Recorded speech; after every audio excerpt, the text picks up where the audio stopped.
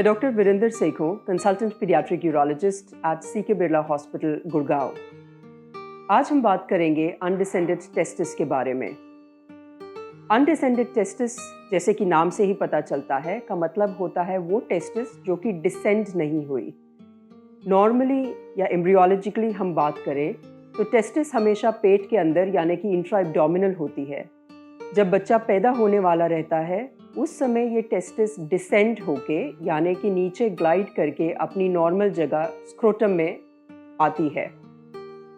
वो टेस्टिस जो नॉर्मली अपनी जगह यानी कि स्क्रोटम में नहीं होती, उन्हें हम अनडिसेंडेड टेस्टिस कहते हैं। Normally the incidence of undescended testis is around 3% of all normal born babies, लेकिन जो प्रीमैच्योर यानी समय से पहले पैदा होते हैं उन बच्चों में इसका इंसिडेंस नियरली 33% होता है।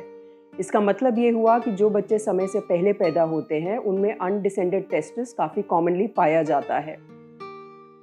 नॉर्मली ये एसिम्प्टोमेटिक होता है यानी कि इससे बच्चे को कोई तकलीफ नहीं होती, and your paediatrician is the first one to detect an undescended testis, जो कि नॉर्मल क्लिनिकल एग्जामिनेशन बर्थ के बाद जो किया जाता है उसमें पता चलता है।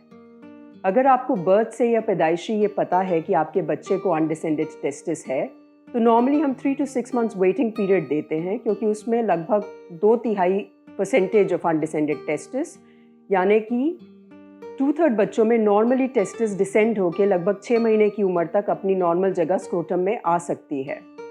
वो टेस्टिस जो कि 6 months तक भी अपनी नॉर्मल जगह टेस्टिस में नहीं आती, उनके लिए सिर्फ सर्जिकल ऑप्शन ही आगे बचता है टेस्टिस को अपनी नॉर्मल जगह लाने के लिए। Now, why it is important to do the surgery at the right time for these kids? अगर टेस्टिस स्क्रोटम में नहीं होती तो उसको जो नॉर्मल एनवायरनमेंट या टेम्परेचर चाहिए रहता है ग्रोथ के लिए, वो नहीं मिलता, and over a long period of time इस टेस्टिस में जो स्पर्म की प्रोडक्शन की एबिलिटी रहती है वो टाइम के साथ कम होती है, and these kids may be infertile if both the testis are undescended by the time they reach puberty। इसीलिए समय रहते इसका इलाज कराना बहुत इम्पोर्टेंट होता है। नॉर्मली सर्जरी 6 to 12 months की एज में इंडिकेटेड रहती है, और बेसिक वर्कअप के बाद ये जो सर्जरी का टाइम रहता है लगभग 1 से 1.5 घंटे की सर्जरी होती है, डे केयर में की जाती है, और मोस्ट ऑफ द टाइम्स 2 से 3 दिन में बच्चा नॉर्मल अपनी एक्टिविटी या शेड्यूल में वापस आ जाता है।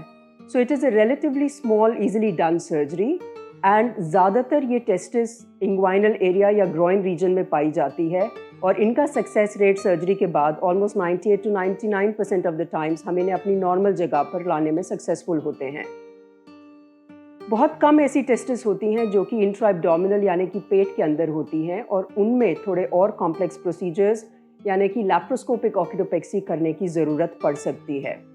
नॉर्मली जो सर्जिकल प्रोसीजर होता है उसमें बहुत छोटा, लगभग 1 से 2 सेंटीमीटर का कट लगाया जाता है इंग्वाइनल रीजन यानी कि ग्रोइन में, और ये भी बहुत कॉस्मेटिक इंसिशन होता है जो कि हम इंग्वाइनल क्रीस लाइंस में ही छिपाने का कोशिश करते हैं, सो दैट आगे चल के ये क्रीसेस या इंसिशंस बिल्कुल भी नज़र नहीं आते।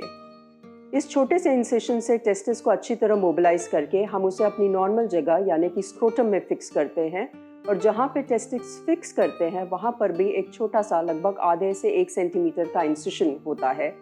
बट ये इंसिशंस की रिकवरी बहुत क्विक होती है, और जैसे कि मैंने कहा, ये बच्चे नॉर्मली 2 से 3 दिन में वापस अपनी सारी यूजुअल एक्टिविटी में आ जाते हैं, और सर्जरी के बाद हम जनरली बच्चों में कोई भी रिस्ट्रिक्शंस यानी कि खाने पीने या एक्टिविटी वाइज कोई भी ऐसे मेजर रिस्ट्रिक्शंस नहीं होते। The other thing I wish to highlight is that some of the times for intra-abdominal testis, some people indicate an MRI of the abdomen, which most of the times may not actually be needed.